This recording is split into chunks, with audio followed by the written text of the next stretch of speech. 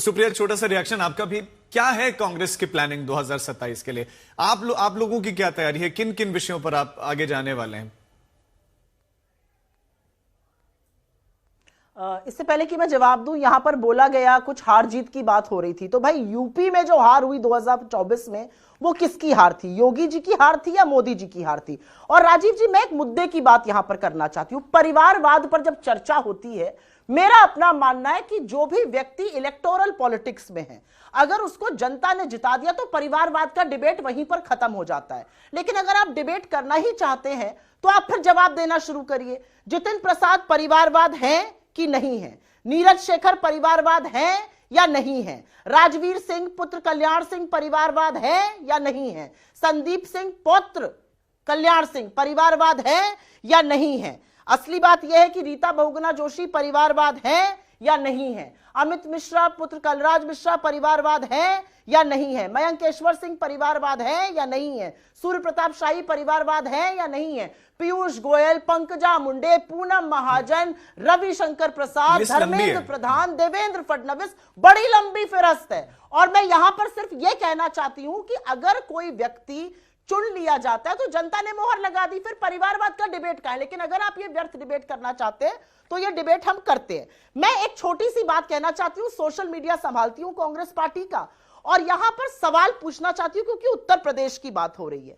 BJP का national handle 4 लोगों को फॉलो करता है। प्रधानमंत्री मोदी, नितिन नवीन जी जो उनके अभी अध्यक्ष बने हैं, और 2 पूर्व अध्यक्ष अमित शाह जी और जेपी नड्डा जी। भाई, उत्तर प्रदेश से एक और पूर्व अध्यक्ष आते हैं, राजनाथ सिंह जी। उनसे ऐसा क्या बैर है? उनको क्यों नहीं फॉलो करते हैं ये लोग? नितिन गडकरी जी को क्यों नहीं कर लगते हैं? लेकिन बात उत्तर प्रदेश की हो तो मैं तो ये पूछना चाहती हूं कि भैया, राजनाथ सिंह जी से क्या बैर है? पूर्व अध्यक्षों को फॉलो करते हैं, उनको भी फॉलो कर लीजिए। ये जो सिर फुटा हुआ बीजेपी का है, केशव प्रसाद मौर्य वर्सेस योगी जी, और ये जो सारा नैरेटिव चल रहा है, सबको पता है ये कहां से गवर्न हो रहा है। सबको पता है अमित शाह जी के और योगी जी के कितने मधुर संबंध हैं, ये सबको पता है। लेकिन मेरा अपना मानना है इन सब मुद्दों से विपरीत इस पर सुप्रिया जवाब ले ही लेते हैं। क्या वाकई कोई लड़ाई चल रही है या नहीं चल रही? लेकिन इस बीच में एक बड़ी खबर पहले दर्शकों को देते हैं। एसआईआर को लेकर राहुल गांधी ने एक बयान दिया है, बहुत बड़ा बयान उन्होंने कहा कि जहां जहां पर एसआईआर, वहां पर वोट चोरी। तो राहुल गांधी एसआईआर के मुद्दे को लगातार उठा रहे हैं और एक बार फिर से उन्होंने एसआईआर को लेकर एक बड़ा बयान दिया है और कहा कि जहां जहां पर एसआईआर हो रही है, वहां पर वोट चोरी हो रही है।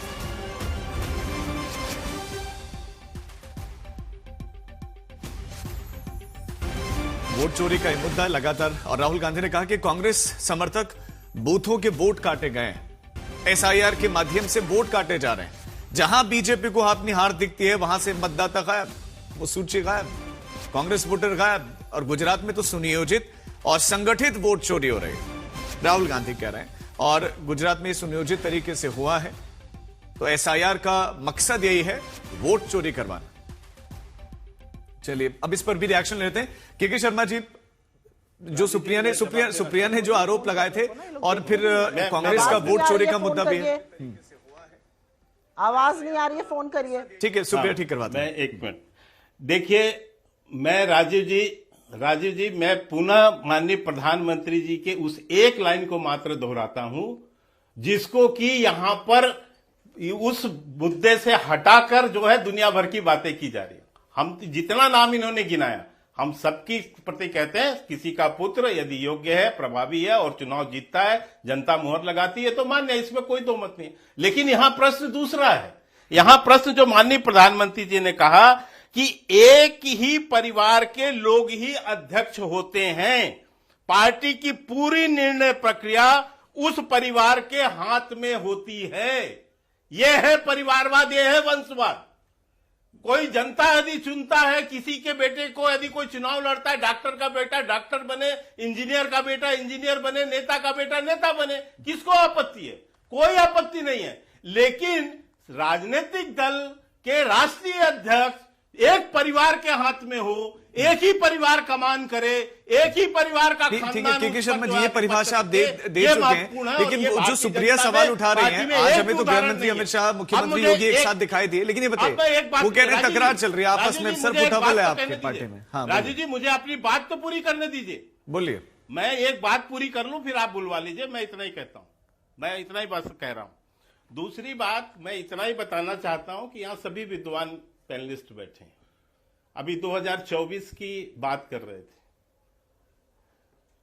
2024 में आम चुनाव हुए, पूरे देश का चुनाव था। तो राजीव जी, पूरे देश में एक स्पेसिफिक यदि आप उत्तर प्रदेश को लेकर ये कहें कि भाजपा हार गई, तो इससे ज्यादा राजनीतिक दिवालियापन हो ही नहीं सकता। ऐसे तो इतने कई राज्य हैं जहां कांग्रेस खाता नहीं खोल पाई है, 0 सीट पे है। बड़े बड़े राज्यों में 1-1 सीट पर हैं, और समाजवादी पार्टी का तो लेना देना नहीं है उन राज्यों से।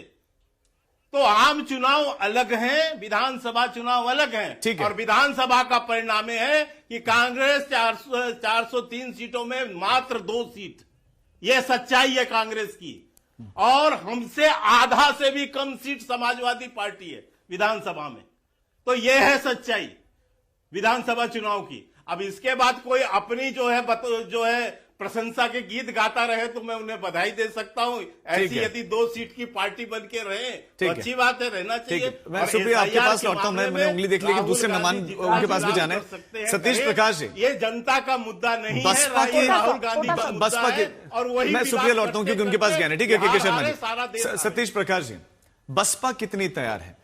जितनी सक्रिय समाजवादी पार्टी या कांग्रेस पार्टी दिखाई देती है, बसपा उतनी सक्रियता से जमीन पर नहीं दिखते। बयान दिखते हैं, जरूर आते हैं, लेकिन वो सक्रियता नहीं दिखाई दे रही है।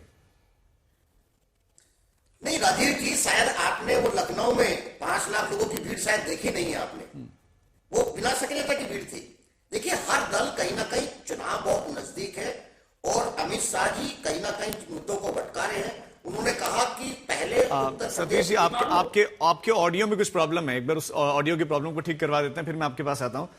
शांतनु जी, क्या बीजेपी इमोशनल कार्ड भी, धर्म का कार्ड भी, विकास का भी है, और ऑपोजिशन को कैसे घेरना है, पूरी प्लानिंग के साथ आगे बढ़ गई है? जहां तक उत्तर प्रदेश की बात करें, 17 में और 22 में विकास के नाम पे भाजपा जीती है। और जैसा आज गृह मंत्री अमित शाह जी ने कहा कि जो बीमारू प्रदेश था, आज वो ग्रोथ का इंजन बन चुका है। और वो डेटा से बैक भी होता है कि 2017 में जिस यूपी का बजट 3 लाख करोड़ होता था, आज वो 8 लाख करोड़ है। जो डेफिसिट स्टेट होता था, आज वो सरप्लस स्टेट है। हमारी जो जीएसडीपी होती है, स्टेट की जो जीडीपी होती है, 2017 में करीब 12 करोड़ थी, 12 लाख करोड़ थी, अभी वो 30 लाख करोड़। और ऐसे में जितने आंकड़े दे सकता हूं कि कैसे पर कैपिटा इनकम 46,000 थी, अब वो करीब 1.25 लाख से ज्यादा है। अनएम्प्लॉयमेंट रेशियो 19% था, अब वो 3% से कम है। ईज ऑफ डूइंग बिजनेस में हम 14 रैंक हुआ करती थी, हम 2nd रैंक पे हैं। मतलब पहले माफिया समिट हुआ करती थी हमारे यहाँ। माफिया, हर जिले का एक माफिया था, 1 डिस्ट्रिक्ट वन माफिया। कि नोएडा में है तो किडनैपिंग होगी, मेरठ में है तो कार चोरी होगी, बुंदेलखंड में है तो सैंड माफिया होगा, प्रयागराज में है तो चीटिंग माफिया होगा, अगर पूर्वांचल में है तो रंगदारी माफिया होगा। अभी 1 डिस्ट्रिक्ट 1 प्रोडक्ट, 1 डिस्ट्रिक्ट 1 डिश, हर जिसकी एक क्या स्वाद की चीज है। तो उत्तर प्रदेश बिल्कुल बदल चुका है। हाल के समय से उत्तर प्रदेश में काफी सारी नेगेटिव खबरें आई, तो आपको लगता है कि ये चुनौतियां पेश करेगा? दोबारा बोलिए एक बार। हाल के समय में बहुत नेगेटिव, नकारात्मक खबरें सामने आई हैं, प्रयागराज से लेकर नोएडा से लेकर तमाम दूसरे हिस्सों से। हाँ, देखिए, उत्तर प्रदेश बड़ा राज्य है, 24 करोड़ की जनसंख्या है। अपराध होगा, मैंने अपराध, लेकिन अपराध के बाद होता क्या है? लड़के हैं, गलती हो जाती नहीं, माफिया को मिट्टी में मिला देंगे। ये जो शासन का जो एटीट्यूड है कि पहले अपराध पहले भी होता था, अपराध अब भी होता है। अपराध एक तो पहले कम हो गया। आप डेटा देख लीजिए कि चाहे जो बड़े अपराध हैं, जो चोरी है, डकैती है, बलात्कार है, मतलब साथ, उसमें ड्रास्टिक फर्क आया। आपके जो डेटा है, फॉर्मल डेटा, उसको दे सकते हैं। लेकिन जो पहले किस थीम से सरकार चलती थी, थीम था पहले सरकार का, लड़के हैं, गलती हो जाती है, कुछ नहीं फर्क पड़ता। लड़के तो अभी आप कह रहे हैं बीजेपी के सामने कोई चैलेंज नहीं है अभी? चैलेंज देखिए, पार्टी के पास बिल्कुल चैलेंज रहेगा। जब आप 10 साल क्या चैलेंज रहेगा? देखिए, जो भी आपको सहूलियत है, जो अच्छी सड़कें हैं, वो लगता है ये तो थी हर समय से। जो पेटीएम की सुविधा है, चाहे वो फास्टैग की सुविधा है, चाहे एयरपोर्ट की सुविधा है, अच्छी सुविधाएं से आदमी आम हो जाता है कि अरे ये तो थी मेरे पास हर समय से। तो एक तो भाजपा को, पार्टी को, उसके कार्यकर्ताओं को बताना पड़ेगा कि 10 साल पुराना उत्तर प्रदेश कैसा था। उसमें लड़कियां सड़क पर चल नहीं पड़ती थी, क्या चलता था, बात बात पे कर्फ्यू लगते थे, बात बात पे दंगे होते थे। अपनी बात को बताना और अपने नए मापदंड बनाना, फिर जनता को दिखाना कि अब क्या और हो सकता है। यहाँ से जो पॉलिसी अगर गांव में 800 लोगों को मिली है, तो बचे हुए 200 लोगों को कैसे मिलेगी? 100% पॉलिसीज को कैसे सैचुरेशन करना? तो चैलेंज तो बिल्कुल रहेगा हर समय किसी भी पार्टी के साथ। ठीक है, सुप्रिया, अब आपका रिएक्शन आप इंतजार करे थे। हाँ, सुप्रिया, कांग्रेस पार्टी क्या अपने आप को जमीन पर मजबूत कितनी हुई है, इस बारे में बताएं आप। राजीव जी, सबसे पहले तो डेटा की एक खासियत होती है कि डेटा में इंटरप्रिटेशन नहीं करना पड़ता, डेटा अपने आप बोलता है। यहां पर एक झूठ बोला गया, ये सरप्लस है, आप रेवेन्यू सरप्लस है, फिस्कल डेफिसिट 3% है, 91,400 करोड़ रुपए। फिस्कल डेफिसिट 3% तो बहुत अच्छा नंबर है। 9 लाख करोड़ इनके ऊपर कर्जा है। अच्छा आप प्लीज एक बार चुप रहिए, बीच में मत बोलिए, मैं आपके बीच में नहीं बोल रही थी, मैं आपके बीच में नहीं बोल रही थी। आपको इसका मतलब फिस्कल पॉलिसीज की बड़ी कम समझ है। 3% फिस्कल डेफिसिट 91,400 एक करके बोलेंगे बजट। और अब प्लीज चुप रहिए, आप चुप रहिए और सुनिए मेरी बात। 9 लाख करोड़ रुपया कर्जा कर दिया यूपी गवर्नमेंट ने। और असली बात यह भी है कि उत्तर प्रदेश में ह्यूमन डेवलपमेंट इंडेक्स की बात करते हैं, infant mortality rate 37 out of 1000, highest in the country.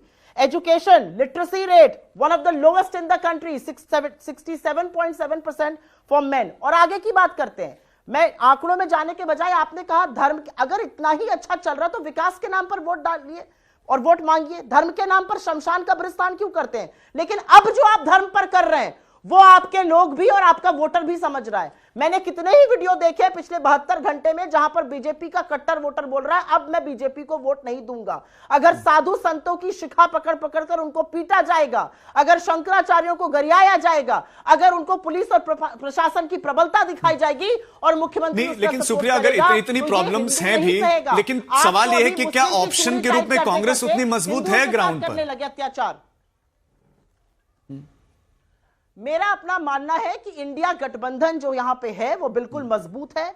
37 सीटों से बीजेपी ऐसे ही डाउन नहीं हुई थी। यहां पर कहा गया वो जनरल इलेक्शन था। अरे जनरल इलेक्शन में आप 400 पार करने वाले थे, आपको 240 पर इस देश की जनता ने तब पटकाना जब इंडिया गठबंधन एक साथ खड़ा था, और वही यूपी में भी हुआ, 37 सीट आप डाउन थे। मुझे पूरा विश्वास है कि हम और हमारे घटक दल मिलकर अगली सरकार बनाएंगे, क्योंकि यूपी में मैं फिर से इस बात को कहूंगी, कौन जवाब दे इस बात का कि एक 27 साल का युवराज मेहता डूब गया और उस आज तक कोई जवाब नहीं आया है? Which heads have rolled? किसको सजा मिली है, किसकी जवाबदेही है? और ये नोएडा में हो रहा है, बदायूं में लड़कियां की किडनैपिंग हो जाती है, फिरौती मांगी जा रही है दिन दहाड़े, लड़की का रेप और बलात्कार, गैंग रेप एक पुलिस का अधिकारी कर रहा है और वो फरार हो जाता है। शिवम जायसवाल मुख्य अभियुक्त जो कोडीन कांड चल रहा है यहां पर कफ सिरप का, वो देश छोड़कर भाग जाता है। ये है यूपी, और उस पर आप बकैती करेंगे यहां पर बैठकर? किस तरह की बातें हो रही है भाई?